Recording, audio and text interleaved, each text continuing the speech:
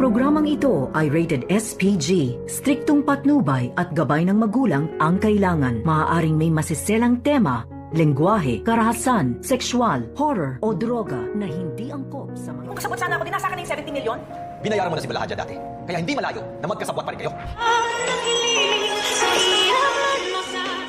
Maligayang pagbabalik muli at welcome back dito sa aking munting channel. Narito na nga ang ating pakabangan ngayong Miyerkules sa abot kamay na pangarap.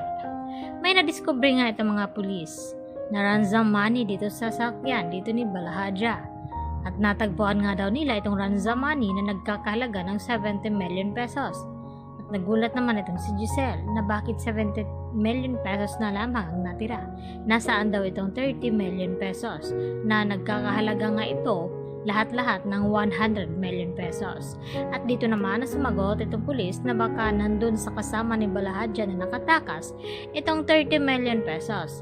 At dito naman na sumingit itong si Moira na kung kasabot daw siya dito ni Balahadja ay dapat nasa kanya itong 70 million pesos. At hindi naman nagpapatalo itong si RJ at sinagot itong sinabi ni Moira na nagawa ngang binayaran noon ni Moira itong si Balahadja, kaya hindi imposible ngayon na baka binayaran din ni Moira itong si Balahadja ngayon. At hindi na nga nagtagal ay tila lumala pa itong pagtatalo dito nila Moira at Giselle at RJ hanggang sa umalis na lamang itong si Zoe dahil patuloy pa rin silang nagtatalo. At dito naman na naabutan ni Lynette na nag-iisa itong si Zoe at umiiyak. At dito niya nga tinanong ito na kung bakit. At dito rin na sinabi ni Zoe na magulo na nga daw itong kanyang pamilya ngayon.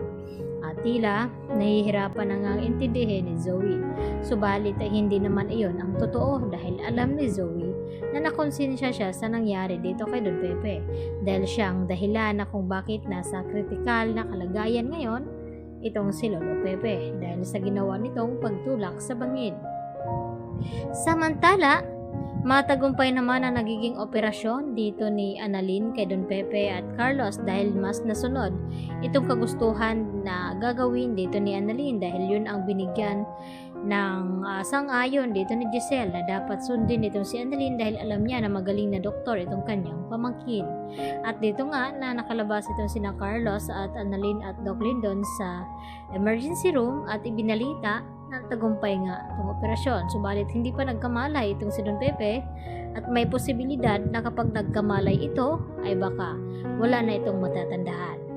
At dito naman na sinabi dito ni Annalyn na pangsamantala lamang iyo dahil babalik itong mga alaala ni Don Pepe at para na rin daw malaman nila kung sino ba daw talaga ang nagpakidnap kay Don Pepe at tumulak sa kanya sa bangin. At tila dito naman na kinakabahan itong si Moira at Zoe. At nagtanong itong si Moira na kung bakit nakatingin itong si Giselle dito kay Moira. At dito rin na sinabi ni Giselle sa kanila na kapag nalaman daw nila kung sino itong kumidnap kay Don Pepe at tumulak sa bangin ay sisiguraduhin daw nila itong pananagutin sa batas. At dito nga na hindi makaimik itong si Zoe. Samantala, dinalaw nga dito ni Annalyn ang kanyang Lolo Pepe at masinsinan na kinakausap na dapat daw ay lumaban dahil para malaman nila kung sino ba talaga may pakana ng lahat at kung aksidente nga bang nahulog itong si Don Pepe o tinulak siya doon. At pinisil-pisil naman ni Don Pepe itong mga kamay ni Annalyn kaya nagulat ito. At ang kasunod nito ay itong si Carlos. At dito na binulungan itong si Don Pepe na sana daw ay hindi na lamang nalaman ni Don Pepe itong sekreto ni Carlos, hindi sana magkaroon ng aberya.